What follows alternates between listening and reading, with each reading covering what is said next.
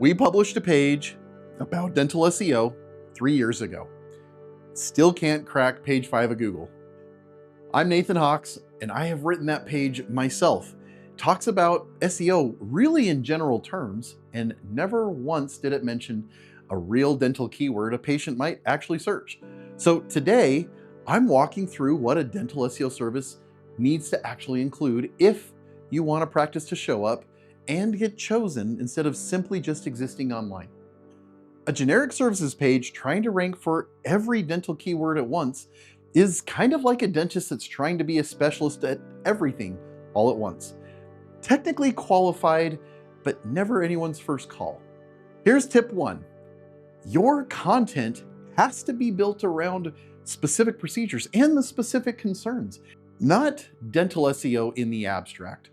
Look, a patient searching something like same-day dental implant cost is not necessarily going to convert on a general services page. What they're looking for is a page built around the exact question they just asked. That specific page does 2 jobs all at once. It ranks for the specific search, and it gives AI a model of something concrete to cite. Our old page didn't do that either. It talked about dental SEO the way every competitor's page talks about regular SEO. It was generic content, and it doesn't just underperform, it almost went entirely unseen. Second, close to a third of patients won't even contact a practice rated under 4.5 stars. Tip 2, your Google business profile and your reviews are doing way more work than your website is. Your Google business profile now factors into more than 60% of local ranking signals. That's big. A lot of patients decide straight from the map pack. They read a couple of reviews, then they check your hours, and then they might tap call. They never visit your website at all. But meanwhile, 97% of consumers read the reviews before choosing a local business. That number I mentioned, patients skipping practices under 4.5 stars, that's climbed sharply from where it used to be in the last year even alone. Reviews aren't just reputation management anymore. They're the first filter that a patient applies before going to your website and before your website ever gets a chance. Third, dental practices are now hearing ChatGPT or an AI search as an answer to, well, how did you find us? Tip 3, and here's where it actually fits.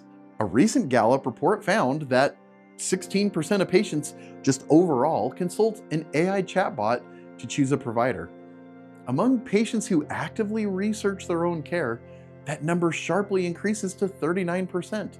Roughly 230 million people ask ChatGPT that same kind of health question every single week. That's real, and that number is growing, but here's the honest part. For a dentist near me style search specifically, Google's AI overviews will still show up. Close to none of those results. Patients get a traditional map pack, your Google business profile, and the reviews that come along with it. That's same as they always have. So content built for AI wins the research question that a patient asks before they ever type the near me part. Local SEO and active Google business profile win the moment they've already decided to book. A dental practice definitely needs both and not just one instead of the other. Now, I wrote a page that really had neither. Generic content, no procedure pages, no real GEO structure, so we fixed it. If your practice's dental SEO is invisible instead of just underperforming, it's usually these 3 things missing in this order. A dental SEO page can target a dozen real buyer searches and still not crack page 5 of Google. And this is something we know personally. Well, because I wrote one. If you want to find out what's actually happening with your practice's marketing, well, our link is right below this video. Please reach out and ask us. That's all it takes.